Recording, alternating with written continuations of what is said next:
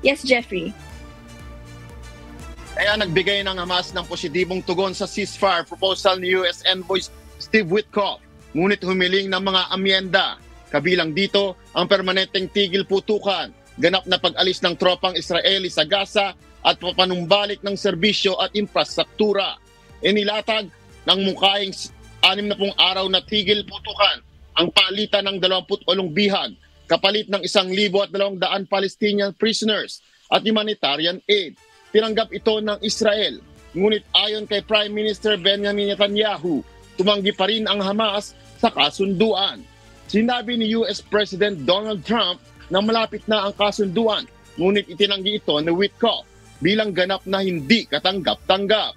Kinumpirma ng Israel ang pagkamatay ng Hamas Gaza Chief Mohammad Sinwar sa isang airstrike at patuloy ang opensiba sa Gaza, lalo nagpapalala sa kalagayan ng mahigit 2 milyong katao na nagsisiksikan sa mas lumiliit na lugar. Nagbabala ang United Nations na nasa pinakamapanganib na yugto na ang krisis sa Gaza, kung saan buong populasyon ay nanganganib sa tagutom at limitado at madalas na ninanakaw ang kaunting aid ng nakararating.